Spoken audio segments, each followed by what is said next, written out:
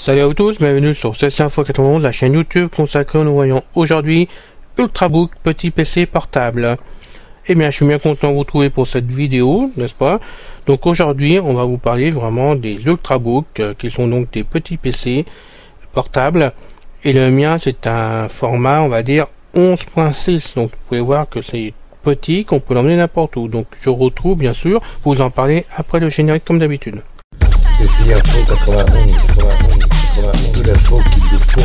Les vidéos vous plaisent, merci de vous abonner à la chaîne de CC-Info91, où on vous recevra vraiment avec beaucoup de plaisir. Et puis avec Pascal, on sera vraiment content de vous voir arriver chez nous. Voilà. Sinon, pour les autres amis, ne vous inquiétez pas, il n'y a pas de souci. Suivez la chaîne, on est là aussi pour vous, ça ne change absolument rien. Donc je vous retrouve tout de suite après le générique de notre ami José.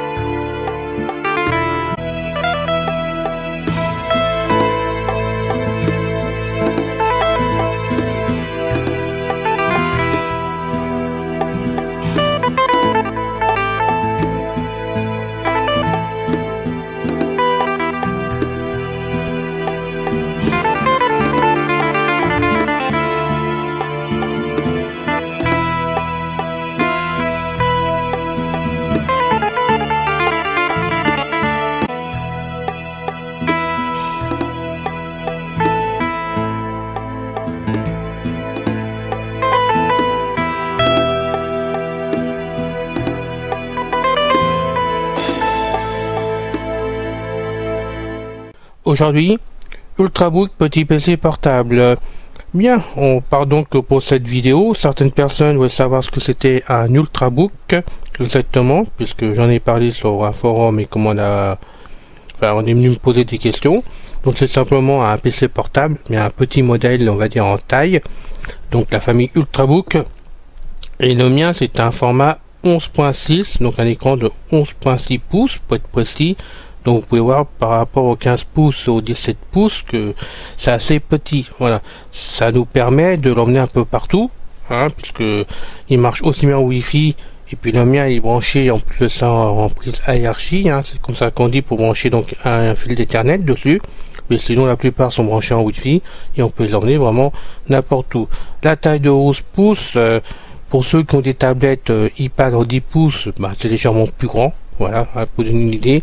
Les tablettes Android, c'est à peu près pas en 10 pouces, question grandeur. Par contre, en épaisseur, là, c'est plus épais, puisque ça dépend peut-être des Ultrabooks, j'en sais rien. Mais le mien, tout compris, on va dire, en épaisseur, il fait 2 cm. Voilà. Il est plus haut à l'arrière qu'à l'avant, parce que en avant, ça doit faire un demi-centimètre ou 8 mm, on va dire, grosso modo. Il est en pente pour bien taper sur les touches directement. Touches qui sont très grandes.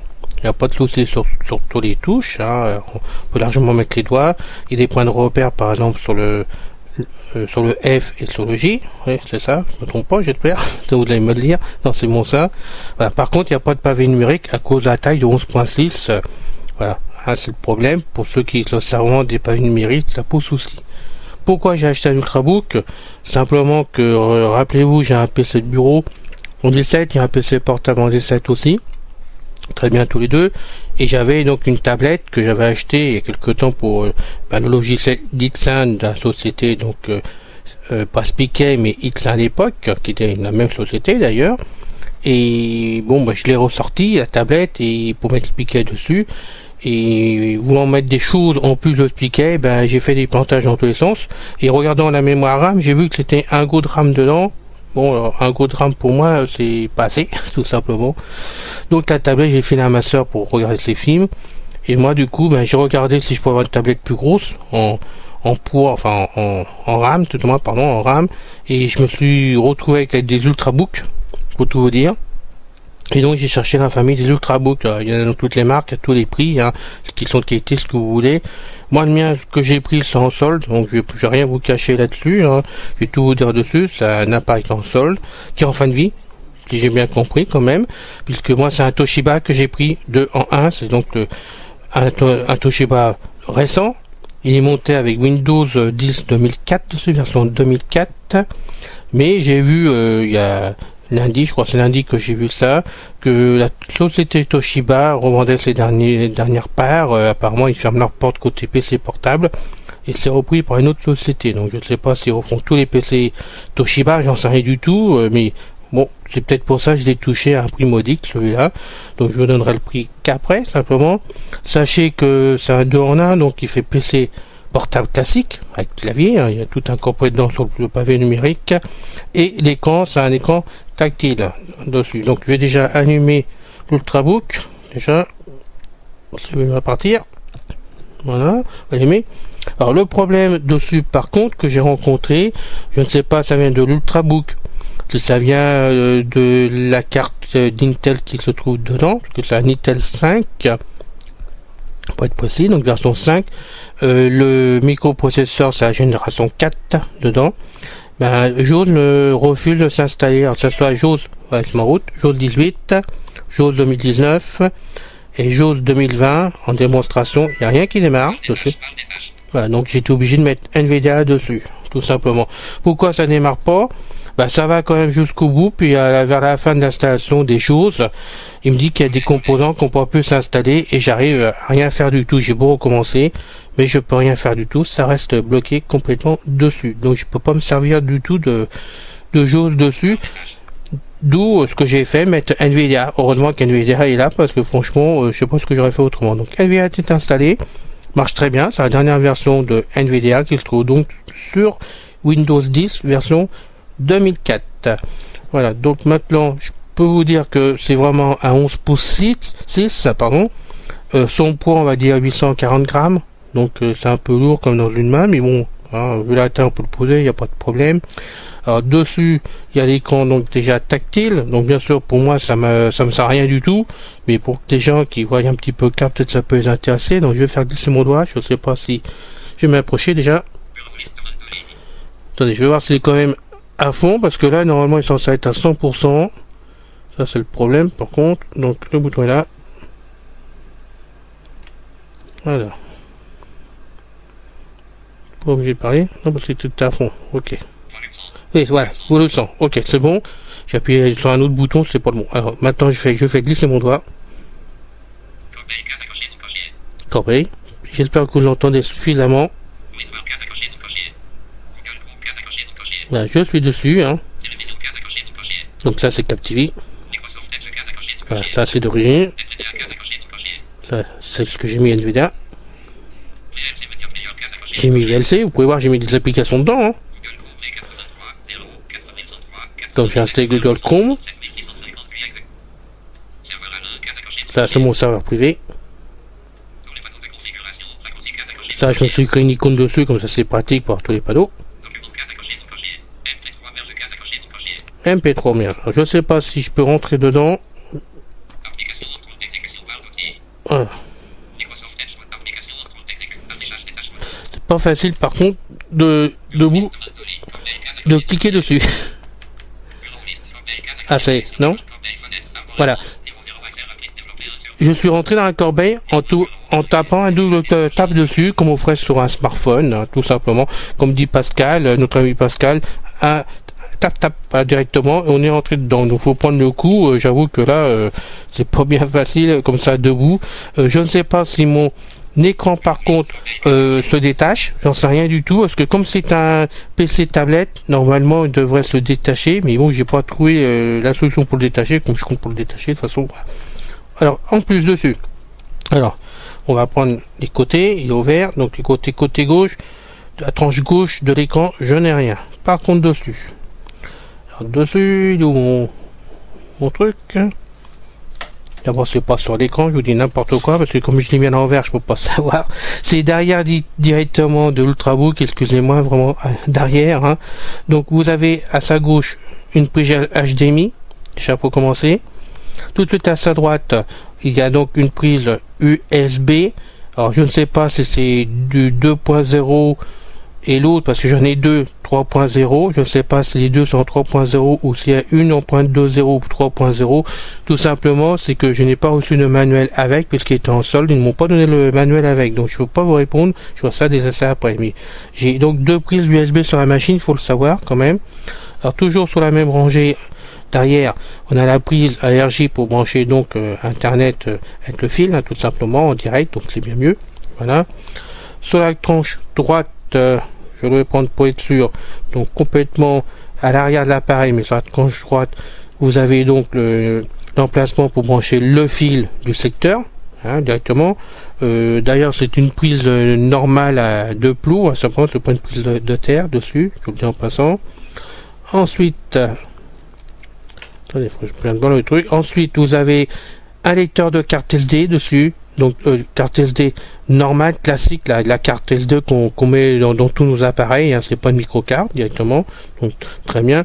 On a ensuite la prise USB, hein, donc je sais pas si c'est celle en 3.0 ou en 2.0, je sais pas quelle est deux c'est, donc je peux pas vous dire, mais sachez que selon les Ultrabooks, vous avez ou une prise USB ou deux prises USB. Et je crois en avoir vu quelques-uns, mais ils sont très chers, où vous pouvez avoir 3 ou 4 prises USB dessus, ça c'est à voir selon vos besoins, et si vous voulez pas mettre de hub dessus, mais à mon avis, ils vont mieux mettre un hub, c'est quand même moins cher. Ensuite, on a la prise jack pour le casque, voilà, et on continue. Alors là, par contre, c'est ça, il faut faire attention, je sais pas si c'est tous les Ultrabooks de chez Toshiba ou le mien, il y a donc les volumes, il y a deux boutons, ils sont minimes, faut vraiment arriver dessous, on sent un petit point, on va dire, voilà, on sent un point, les pour baisser, et après vous avez pour monter. Après vous avez un troisième bouton, c'est pour couper le son, donc faut faire attention pour vous tromper, parce qu'ils sont assez proches les trois, quand même. Ils sont tout petits, donc faut faire attention. Et vous avez enfin le bouton de marche et arrêt pour le démarrer. Donc vous pouvez voir, il n'y a pas des tonnes, mais il est assez complet pour un Ultrabook, parce que sur certains, il n'y a même pas de prise USB, il n'y a pas la prise HDMI que j'ai vu, enfin bon, voilà. Alors, il faut savoir que ça tourne très bien, mais bon, déjà, j'ai pas pu le mettre en place. Et là, ça m'ennuie, parce que j'aurais préféré mettre Jaws, moi, qu'un village, je préfère. Par contre, j'ai pu mettre Windows Mail dessus, la messagerie Windows Mail, ce qui était vraiment étonnant, puisque sur mon PC de bureau, en Windows 10, et quand je suis passé en version 2004, obligatoirement, je sais pas pourquoi, mais mon PC matin est en 2004, j'ai jamais pu mettre Windows Mail dessus, ça ne marchait pas. Ben là, Windows Mail, je l'ai installé comme une lettre à la poste. Donc très pratique. Donc j'ai été étonné vraiment qu'il s'installe directement. Et puis j'ai installé d'autres choses. Donc je vais essayer de vous faire écouter donc ce que je peux vous faire écouter. Voilà, attendez, je vais essayer. Voilà. Voilà. Donc on a la corbeille. Voilà, je vais me rapprocher. J'ai donc mis VLC. MP3 direct code parce que pour faire les vidéos pour la chaîne, hein, puisque je fais souvent des coupures pour faire après des ajouts, des collages, donc je l'ai installé là-dessus. Donc j'ai mis Fairfax parce que Internet Explorer maintenant il marche plus ou pratiquement plus, c'est même pas la peine d'y aller parce qu'on est bloqué par-ci par-là, donc on continue. Je descends. Donc j'ai mis le localisateur en place. Speaker, je l'ai installé, il fonctionne. Donc j'ai mis Google Chrome en plus de Firefox. J'ai mis WinRAR pour mes fichiers compressés et décompressés. Donc j'ai Google Chrome là. Mon serveur qui est privé pour moi. WinWire, vous pouvez voir. Donc WinRAR que j'ai installé. Alors là j'ai un peu triché parce que moi j'ai la version 365 que j'ai en location. Mais sur l'Ultrabook j'ai mis ma vieille version de 2007. Ça fait gagner de la place quand même. Mais ça fonctionne bien dessus. Donc je me servirai sans problème de voir 2007. Donc je continue. J'ai installé donc Excel dessus, mais toujours Office 2007 hein, pour gagner de la place. Donc là, c'est une icône que je récupérais, puisque Windows 10 a téléchargement directement dans les programmes. Donc moi, je l'ai ramené directement sur le bureau, comme ça je suis tranquille, comme pour le panneau de configuration d'ailleurs. Voilà, tous les panneaux de configuration. Télévision, c'est CapTV que j'ai mis là, donc vous pouvez voir que là ça fonctionne. Alors pareil sur mon PC de bureau, CapTV ne veut plus fonctionner du tout, j'ai tout essayé, il veut plus. Maintenant là sur l'Ultrabook il fonctionne, on se demande pourquoi, mais ça marche, donc on continue. Donc Microsoft Edge, alors ça c'est ma galère, j'arrive pas à m'en servir comme il faut, j'arrive un tout petit peu, mais j'avoue que bon, c'est pas le pied. Bon, document, pareil, c'est l'icône que j'ai ramené sur le bureau pour être tranquille. Musique, pareil, je l'ai ramené sur le bureau. Vidéo identique ramené sur le bureau. MP3 merge, ben, je l'ai mis là, parce que voilà. NVDA que j'ai installé. Voilà. On va par plaisir sans s'expliquer. Je souhaite que pour faire plaisir à mon ami Emmanuel, pardon, Roger, excusez-moi Emmanuel. Allez, on y va, on rentre.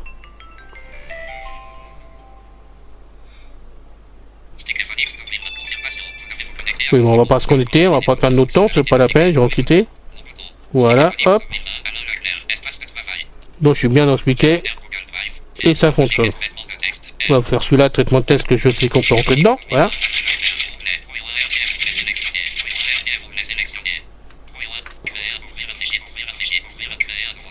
On va quitter.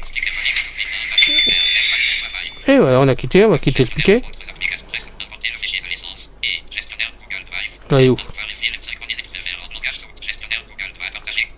Voilà, pas s'affoyer. Alt F4. Voilà. Ça va 10 fois plus vite que chercher le bouton quitter, donc voilà. Donc vous pouvez voir quand même que ça fonctionne, et ça fonctionne même très bien. Il est rapide quand même à utiliser, hein. Par rapport à la tablette, c'est le jour la nuit, hein, je vous le dis franchement, pour cause, hein, parce qu'il n'y avait qu'un seul Go, et là il y a 4 Go à la base. C'est un i5, 4e génération pour le cœur, hein, donc bon bah je trouve que pour le prix je l'ai payé, c'était une affaire. Et si vous avez envie des ultrabooks, ben faut fouiller vraiment, parce qu'il y a quand même à boire et à manger là-dedans.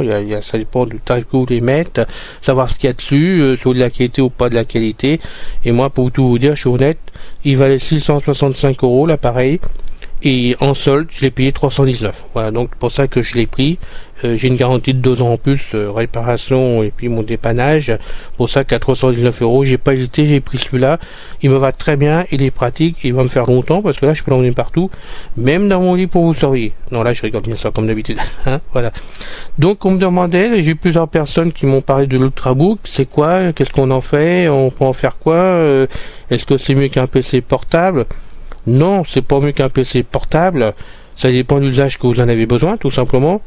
Hein, moi, j'ai toujours voulu des PC portables de 17 pouces sur mon bureau. Puis quand je partais en vacances, ben, j'ai emmené mon PC portable qui était assez encombrant quand même. Surtout qu'à chaque fois, j'ai emmené aussi mon clavier AZERTY parce que moi, je préfère. Donc, 17 pouces, il était bien, mais c'est vrai qu'il est encombrant. Et si je dois racheter un PC portable, je crois qu'à l'avenir, j'achèterai plus petit, voire à 15 pouces. Ça nous suffit finalement à 15 pouces. Et pour la différence de prix, je pense que ça va réfléchir. Voilà. Donc, PC portable, en grand modèle, c'est pratique lorsque vous en faites. Et puis les ultrabooks, c'est bon en fait pour emmener n'importe où. À la limite, c'est comme pour ceux qui connaissent à l'époque les netbooks, puisque moi j'ai un netbook. Je sais que vous avez été plus à avoir des netbooks. À l'époque, moi j'avais le Samsung, je sais plus comment ça s'appelait, S10, je crois que c'était. Bon, là vous avez un ultrabook. C'est un netbook mais amélioré avec plus de puissance de partout, plus de mémoire, et vous pouvez faire la même chose que sur un netbook si vous posez la question. Voilà. Donc vous avez vraiment les réponses à tout, et en perso, enfin vous pouvez m'écrire mon adresse, hein, comme d'habitude. Je vous répondrai si vous avez des questions à me poser concernant le matériel. Hein.